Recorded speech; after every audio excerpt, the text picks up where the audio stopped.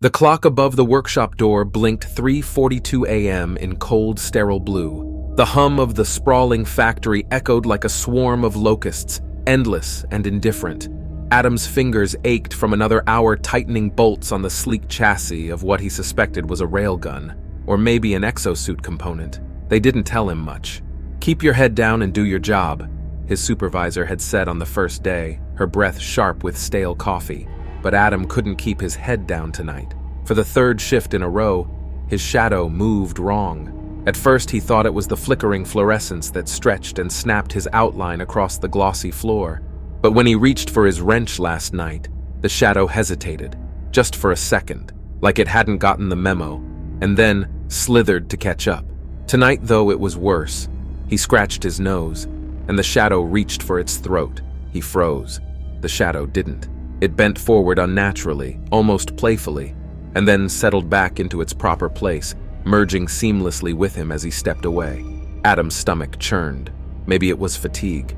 A man could only survive so many double shifts fueled by gas station burritos and off-brand energy drinks. But then he caught it again. Out of the corner of his eye, the shadow was slipping forward, faster, pulling ahead of him with every step. Not his shadow anymore. Something else. Something watching. "Hey, new guy!" called Malik from across the cavernous workshop. The man lounged next to a row of dull, oblong crates labeled Project Vector Classified, a cigarette dangling from his lips despite the no smoking signs plastered on every wall. "You look like you've seen a ghost." "Nothing," Adam muttered, trying to sound casual. "Just tired." Malik snorted. "Tired? Wait till you've been here a year, then you'll see things. This place messes with your head. You know, some guys swear they've seen their reflections move on their own." Adam wanted to ask more, but Malik just flicked ash onto the floor and wandered off, leaving a faint smell of singed plastic. Alone again, Adam returned to his workstation, his tools trembling in his hands. "Keep your head down," he whispered to himself. "Do your job."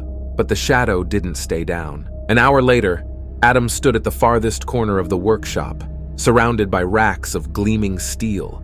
He hadn't meant to walk here. His feet had carried him as if on instinct, away from the main floor, away from it. He glanced behind him.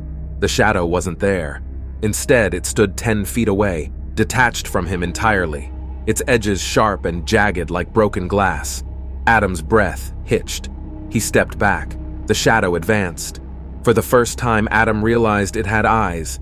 2 pinpricks of burning red light staring out from where its head should be. He bolted. The factory seemed endless. Every corridor looked the same. Walls of riveted metal, the floor smeared with oil, the air thick with the stink of coolant.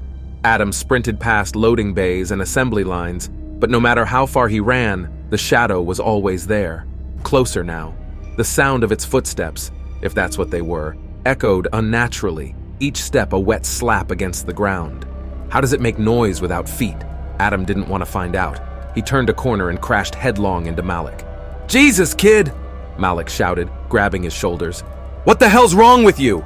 It's following me!" Adam gasped. "What's following you?" Adam pointed.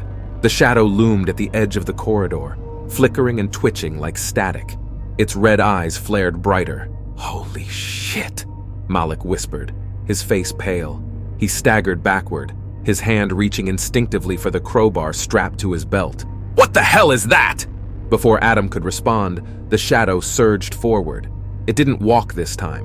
It lunged, a mass of writhing black that smashed into Malik with a sickening crunch. Malik screamed, swinging the crowbar wildly, but the shadow enveloped him like a swarm of liquid knives. Adam stumbled back, his legs buckling as the shadow turned to him. It smiled, not with a mouth, it didn't have one, but with the sickening ripple of its form, bending and curving in mockery of human expression. By the time the security team found Adam, he was huddled in the corner, staring at the bloodied remains of Malik's body. "He ran into the loading bay," Adam whispered, his voice hollow. "He got away." The guards exchanged uneasy glances but didn't press him further. "Another one," one muttered. "Factory's cursed," said the other. They didn't notice the faint smear of shadow pooling under Adam's boots. It wasn't his anymore, and it was waiting.